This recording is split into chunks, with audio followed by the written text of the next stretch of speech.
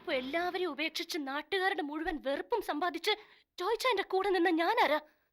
പറ, ഞാനാരാ ജോയ്ച്ചാന്റെ? അവസാനം ജോയ്ച്ചാനെ ഒന്ന് ഒറ്റപ്പെടുത്തുവല്ലേ? തള്ളി പറയുവല്ലേ? അങ്ങനല്ല സോഫി, പങ്കി ഒറ്റപ്പെടുത്താൻ എനിക്കൊക്കത്തില്ല. അവളൊരു പാവ. അതെ, ലോകത്തുള്ള എല്ലാവരും പാവാ, ഞാനൊഴിച്ച്. സോഫി ചീത്തയാ, സോഫി മാത്രം ഒന്നിനും കൊള്ളാത്തവളാ. Get lost with it.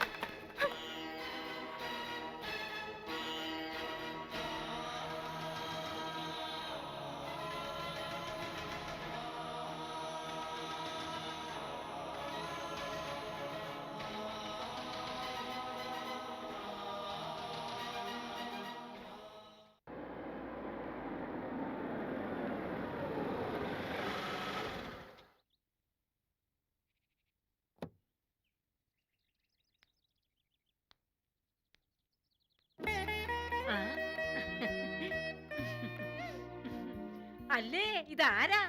Sophy കൊച്ചമ്മക്ക് വഴിയൊക്കെ അറിയോ? അതെന്താ അമ്മണിയമ്മേ, എനിക്ക് ഇങ്ങോട്ട് വരാൻ പാടില്ലെന്നുണ്ടോ? അതോ ഞാൻ ഇങ്ങോട്ട് വന്നത് അമ്മണിയമ്മയ്ക്ക് ഇഷ്ടായില്ലെന്നുണ്ടോ? ഇതാ അപ്പൊ നന്നായത്. നിങ്ങളെയൊക്കെ കാണുമ്പോഴാ എന്റെ മനസ്സെന്നറിയണത്. പഴയ ജീവിതമൊക്കെ നിങ്ങൾ മറന്നാലേ എനിക്ക് മറക്കാൻ പറ്റുമോ? നല്ല കാലങ്ങളൊക്കെ ഇനിയും വരും. പക്ഷേ ചില കാര്യങ്ങളിൽ ആരും ഇടപെടാതിരുന്നാ മതി. ആ, കൃഷ്ണമാമനില്ലേ അകത്ത്? ആ കേശവൻ നായരെയും കൂട്ടി പുറത്തേക്ക് പോയിരിക്കുക. എവിടെ? ഏതോ സർക്കാർ ഓഫീസില്. ചിലപ്പോ ആശുപത്രി കയറി കൊച്ചുത്രേസ്യയെ കണ്ടിട്ടേ വരൂ. എന്നതാ അദ്ദേഹത്തോട് സംസാരിക്കാനുള്ളത്?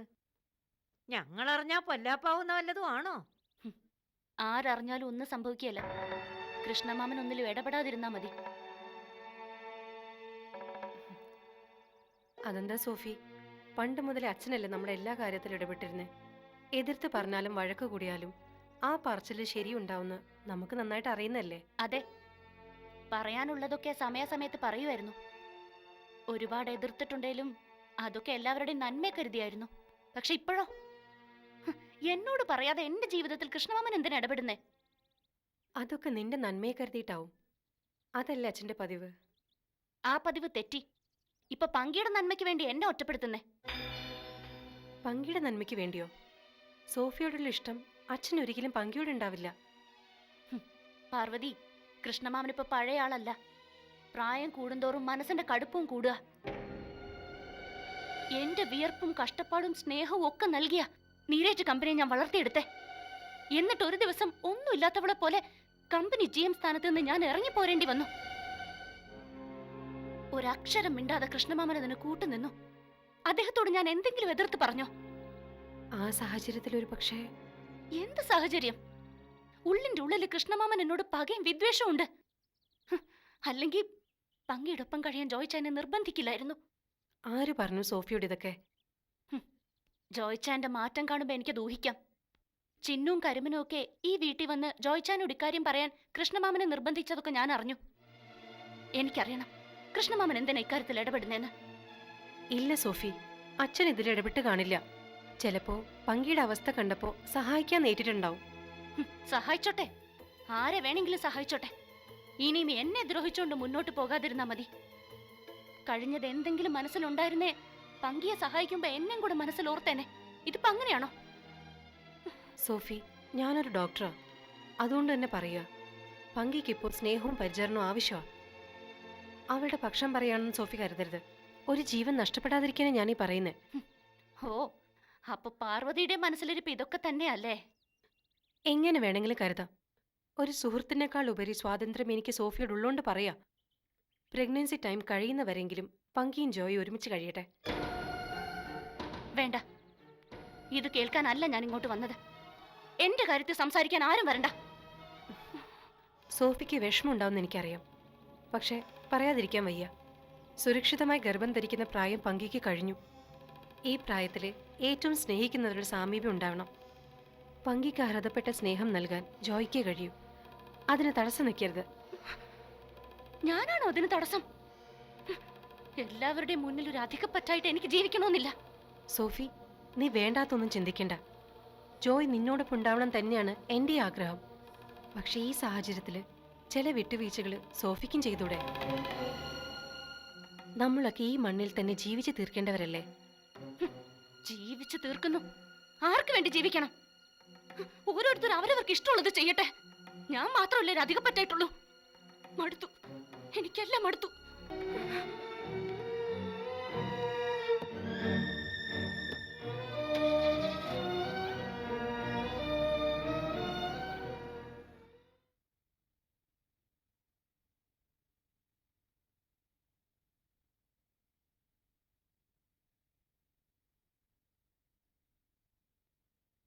അമ്മച്ചി എന്നാ പണിയാ കാണിച്ചേ? പള്ളി പോണെങ്കിൽ ഒന്ന് പറഞ്ഞിട്ട് പോകാൻ മേലായിരുന്നോ? രാവിലെ എണീറ്റ് നോക്കിയപ്പോൾ ആളെ കാണാനില്ല.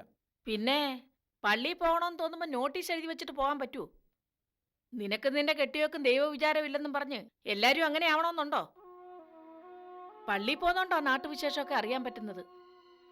മാത്യൂസ് പറഞ്ഞപ്പോ ഞാൻ മൂക്കത്ത് വിരൽ വെച്ചുപോയി. എന്നാ പറഞ്ഞെന്നാ? നീരേറ്റി പോയി സോഫി അവിടെ ഉള്ളവരെ വെല്ലുവിളിച്ചെന്ന്. പറഞ്ഞത് മാത്യൂസ് ആണെങ്കിൽ അത് കള്ളാവാനേ വഴിയുള്ളൂ. മമ്മി എന്തിനാ നീരേറ്റി പോന്നെ? അവിടുന്ന് ഇറങ്ങിപ്പോന്നിട്ട് വർഷം കുറെ ആയെന്ന് എല്ലാവർക്കും അറിയാവുന്നതല്ലേ. എന്നാലും അവിടെ പോകാൻ പാടില്ലെന്നുണ്ടോ? കൃഷ്ണപിള്ള അദ്ദേഹം ഇല്ലാത്ത നേരത്താ അവിടെ ചെന്നത്. അതേതായാലും ഭാഗ്യായി. ഇല്ലായിരുന്നേ കാണായിരുന്നു. പാർവതി കൊച്ചൊരു പാവം ആയതുകൊണ്ടാ സോഫിയുടെ ബഹളം വെപ്പൊക്കെ കേട്ടോണ്ട് നിന്നാ നാട്ടുകാർ പറയുന്നത്. ദേ, അമ്മച്ചിയോട്ട് കാര്യം പറഞ്ഞേക്കാം. എന്നതേലും അരുകും മൂലയും കേട്ടോണ്ട് വന്നേച്ച് ഇവിടെ നിന്നോട് സംസാരിക്കരുത്. പുറത്തുനിന്ന് കേൾക്കുന്നത് അവിടെ കളഞ്ഞേച്ച് വന്നോണം. അല്ലേലും എനിക്ക് ഈ വീട്ടിലൊരു സ്വാതന്ത്ര്യം ഇല്ലെന്നറിയാം. കൂടെ പുറക്കുന്നവളുടെ ചെലവിലാ നീ താമസിക്കുന്നേ. അതിനിടയിലാ ഞാൻ വലിഞ്ഞു കയറി വന്നേ. എന്നാ ചെയ്യാനാ? പോക്കടവില്ലാണ്ടായി പോയില്ലേ? മിണ്ടാൻ പോലും സ്വാതന്ത്ര്യം ഇല്ലാതായി. തള്ളയുടെ സ്വഭാവം അല്ലയോ മോക്കും? നീരേറ്റി പോയി ജോയിയുടെ കാര്യം പറഞ്ഞ് തള്ള കടന്ന് വഴക്കുണ്ടാക്കി. അത് പറഞ്ഞപ്പോ മോക്ക് കുറ്റമായി തോന്നെങ്കിൽ ഞാൻ എന്നാ ചെയ്യാനാ? പറഞ്ഞു പറഞ്ഞ് അമ്മച്ചി എന്റെ തോളിലോട്ട് കയറാൻ നോക്കണ്ട. കേറൂടി, കേറും. എന്റെ കുഞ്ഞിനെ നീ വശീകരിച്ച് വെച്ചേക്കുമല്ലയോ? ദേ, ഒന്ന് അകത്തോട്ട് തന്നെ. എന്നിട്ട് അടുക്കളയിൽ എന്തെങ്കിലും ജോലി ഉണ്ടോ നോക്ക്. അടുക്കളപ്പണിക്കാന്നോടാ എന്നെ ഇവിടെ നിർത്തിയേക്കുന്നേ? ബോബ, ഞാൻ പറഞ്ഞതിൽ എന്നതാടാ തെറ്റ്? നീ ഒന്ന് ആലോചിച്ച് നോക്ക്. വയറ്റിലൊരു കൊച്ചുവായിട്ടിരിക്കുന്ന ആ പങ്കിയുടെ ജീവിതം ഇവളുടെ തള്ള തൊലച്ചില്ലേ? അതുപോലല്ലേടാ നിന്റെ ജീവിതം ഇവള് നശിപ്പിച്ചേ? വിത്തു ഗുണം 10 ഗുണം. അമ്മച്ചി പറയുന്നതില്ല കുറ്റം. ഞാൻ ആരും പിടിച്ചു വെച്ചിട്ടൊന്നുമില്ല. ബോബൻ വേണമെങ്കിൽ വേറെ കല്യാണം കഴിക്കോ, ആരുടെ ഒപ്പം താമസിക്കോ, എന്നെ വേണമെങ്കിലും ചെയ്യട്ടെ. എന്റെ പേരും പറഞ്ഞ് അമ്മച്ചിയും ബോബനും കൂടി വഴക്കടിക്കണ്ട. അപ്പൊ കുഞ്ഞോ, ആ ടീനയ്ക്കങ്ങ് തിരിച്ചു കൊടുത്തേക്കല്ലയോ? അല്ല, വളർന്നു വരും തോറും തള്ളെ കാണണമെന്ന് ബഹളം വെച്ച ആരാതിന് സമാധാനം പറയുന്നേ? കേട്ടല്ലോ അമ്മച്ചിയുടെ മനസ്സിലിരിപ്പ്. ഇപ്പോഴെങ്കിലും ബോബന് മനസ്സിലായോ? കുഞ്ഞിനെ ടീനെ ഏൽപ്പിക്കുക, എന്നെ ഒഴിവാക്കുക. അതേടി, അതെന്നെ പതുക്കെ പറയണോ? അത് തന്നെ എന്റെ ഉദ്ദേശം. എന്റെ മകന് നല്ലൊരു ഭാവി ഉണ്ടാവണമെങ്കിൽ ഇത് രണ്ടും നടന്നേ പറ്റൂ. സെലിന, അമ്മച്ചി എന്നതേലും പറഞ്ഞു എന്ന് കരുതി നീ വിഷമിക്കണ്ട. അല്ലേലും ഞാൻ ഒഴിഞ്ഞു പോണോന്ന് അമ്മച്ചിക്ക്.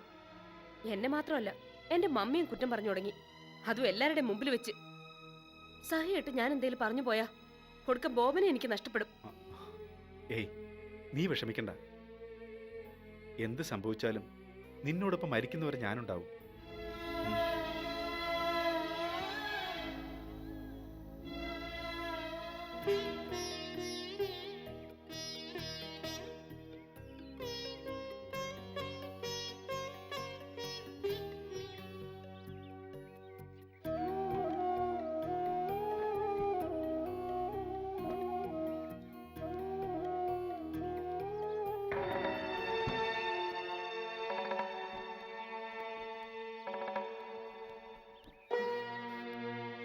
എത്ര പറഞ്ഞാലും പങ്കേണ്ടി കേൾക്കത്തില്ല അല്ലേ?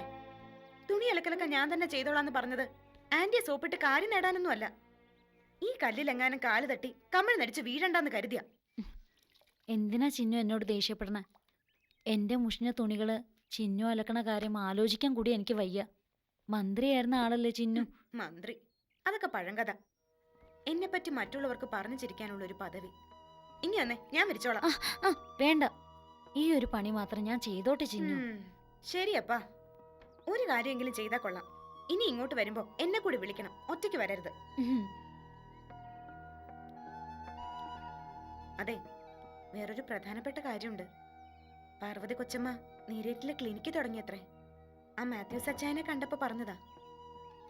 അപ്പാപ്പൻ അർജുന മുതലാളിയുടെ കൂടെ പോയത് പിന്നെ ഞാൻ നീരേറ്റിലോട്ട് പോയിട്ടേ ഇല്ല. ഈ ക്ലിനിക് എന്ന് വെച്ചാ പനിക്കും ചുമയ്ക്കും ഒക്കെ മരുന്ന് കൊടുക്കലാണോ? അത് മാത്രമല്ല, എല്ലാം ഉണ്ട്. 4 പേരെ കിടത്തി ചികിത്സിക്കുന്നുണ്ടത്രേ. ആ. പ്രസവത്തിനുള്ള സൗകര്യം ഉണ്ട്.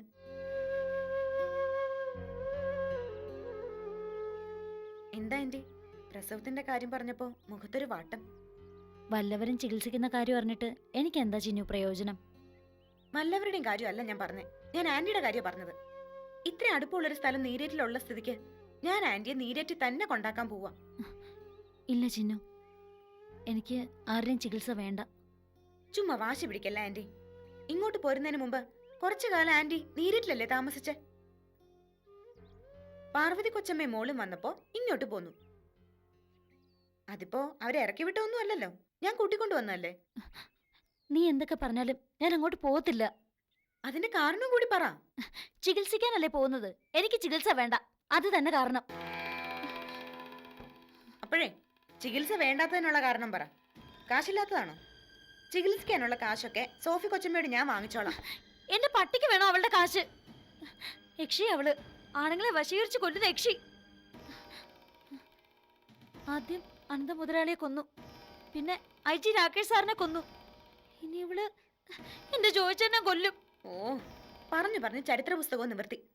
എന്റെ പൊന്നു പങ്കിയാന്റി, കാശിനു വേണ്ടി ഞാൻ ആരുടെ മുന്നിലും കൈ നീട്ടാൻ പോകുന്നില്ല, പോരെ? അല്ലെങ്കിൽ തന്നെ സോഫി കൊച്ചമ്മയുടെ മുട്ടൻ ദേഷ്യത്തില നീരേറ്റിലുള്ള പൂച്ചക്കുട്ടികൾ പോലും. അപ്പൊ പിന്നെ സോഫി കൊച്ചമ്മയുടെ കാശ് അവിടെ ആരെങ്കിലും എടുക്കുവോ? പകരം ആ ദേഷ്യം തീർക്കാൻ പങ്കിയാന്റി എല്ലാരും കൂടി ദത്തെടുക്കും, ഉറപ്പാ. സോഫി കൊച്ചമ്മയ്ക്കും ജോയി അങ്കിളിനും ഒരു അടി കൊടുക്കാൻ വേണ്ടി ഒരു സന്ദർഭം കിട്ടിയ പാർവതി കൊച്ചമ്മ അത് ചുമ്മാ കളയൂ? ആന്റിയെ കൈ കിട്ടിയ പൊന്നുപോലെ നോക്കിക്കോളും പാർവതി കൊച്ചമ്മ. സംശയിക്കണ്ട. ജോയി അങ്കിൾ പങ്കിയാന്റിയുടെ കാൽക്കൽ വന്ന് വീഴുന്നത് ഈ ചിന്നു കാണിച്ചു തരാം. പരസ്പരം ഇത്രയും സ്നേഹിക്കുന്ന രണ്ടുപേരെ ഞാൻ എന്റെ ജീവിതത്തിൽ ഇതുവരെ കണ്ടിട്ടില്ല പങ്കിയാന്റി.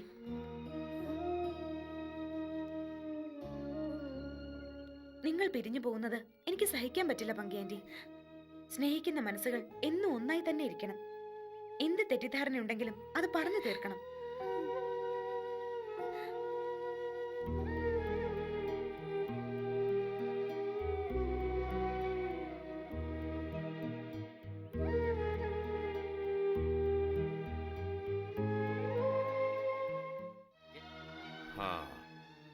ആദം എന്നാ ഭാഗ്യവാനായിരുന്നു. ഈ ഭൂമിയിലെ സ്വത്തുക്കൾ മുഴുവൻ സ്വന്തമായിരുന്നില്ലേ? വീതം വയ്ക്കാൻ വേറെ ആരുമില്ല, തട്ടിക്കൊണ്ടു പോകാൻ കള്ളന്മാരുമില്ല. അച്ചായോ? എന്നതാടോ? അല്ല, കുഴപ്പമൊന്നുമില്ലല്ലോ. എന്നാ കുഴപ്പമാടോ? ഓ, അല്ല, അച്ചായൻ തന്നെത്താനെ ഏതാണ്ടൊക്കെ പറയുമായിരുന്നേ. അതെ, പറഞ്ഞത് വേറൊന്നുമല്ല, മുതുകാരണ ഒരു ആദത്തെ പറ്റിയാ. ഈ ഞാനും അങ്ങനെ ആയിരുന്നേ. എന്നാ രസമായിരുന്നു. ഔവയായിട്ട് അന്നാമ്മ മാത്രം. അപ്പൊ മാത്യൂസും ബോബനും സെലീനയും കൃഷ്ണപിള്ളയും ടീനയും ഒന്നും ഉണ്ടാവത്തില്ല. പരമസുഖം. അപ്പൊ സ്വത്തുക്കൾ മുഴുവൻ എനിക്ക് സ്വന്തം. അന്നാമ്മച്ചേടത്തിയോട് ഇപ്പോഴും സ്നേഹം തന്നെ അല്ലയോ? ഇത് എന്നാ ചോദ്യമാടോ മാത്യൂസേ? ചാവണ വരെ അന്നാമ്മയോട് സ്നേഹം തന്നെ ആയിരിക്കും. പിന്നെന്നാ, ദേഷ്യം വരുമ്പോ ഞാൻ തന്തയ്ക്ക് വിളിക്കും, തല്ലും. തെങ്ങുമൂട്ടി ഫിലിപ്പോസ് അങ്ങനാ.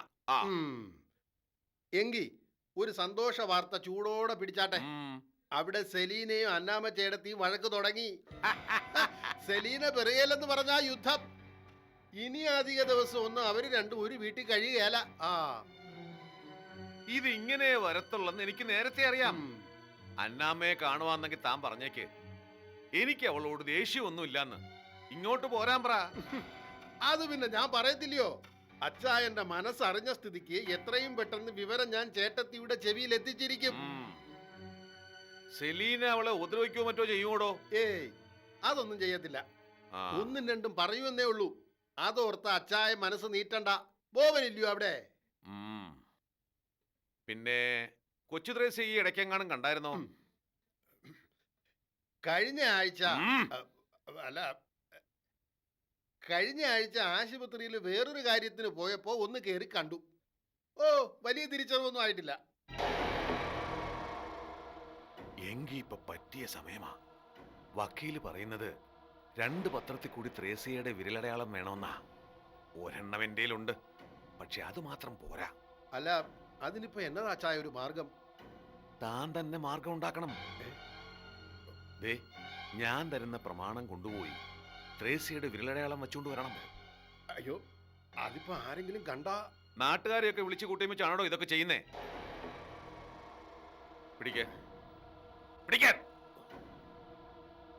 മഷിയും കൊണ്ട് ചെന്ന് ത്രേസ്യ ഉറങ്ങുമ്പം പതിച്ചേച്ച് പോന്നാ മതി. അതിന് ചിലപ്പം ദിവസങ്ങൾ മുഴുവൻ കറങ്ങിത്തിരിഞ്ഞ് നിൽക്കേണ്ടി വരും ആശുപത്രിയിൽ. എന്നാലും വേണ്ടില്ല, അത് കിട്ടിയേ പറ്റത്തുള്ളൂ. എന്നതാ ഒരു മടി? തനിക്ക് കാശ് തരും ഞാൻ. ഇപ്പൊ എന്റെ കയ്യില്ലെന്നേ ഉള്ളൂ. സ്വത്തുക്കൾ കയ്യിൽ വന്നാ ഒരു 25 ലക്ഷം, ഒരു 10, അല്ലേ വേണ്ട ഒരു 5 ലക്ഷം ആയിക്കോട്ടെ. കുറഞ്ഞു പോകരുതല്ലോ. കേട്ടോ മാത്യൂസേ, 5 ലക്ഷം രൂപ തനിക്ക് ഞാൻ തരും. ഇത് വാക്കാ, പെങ്ങമ്മൂട്ടി ഫിലിപ്പോസിന്റെ വാക്ക്. എന്നാ? ഓ, അങ്ങനെ ആയിക്കോട്ടെ. ആ, എങ്കിൽ ചെല്ല്. വിരലടയാളം കൊണ്ട് ഇങ്ങോട്ട് വന്നാ മതി.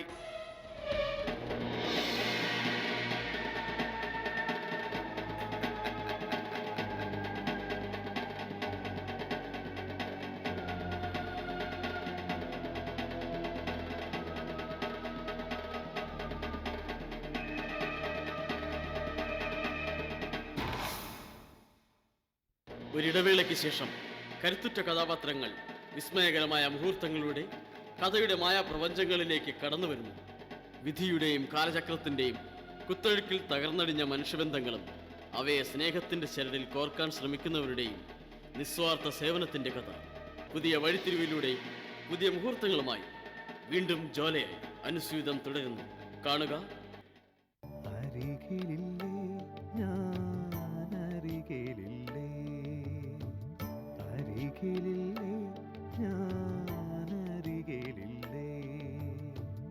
അണയാത്ത ജ്വാലയായി മനസ്സിലില്ലേ, അഴലിൻ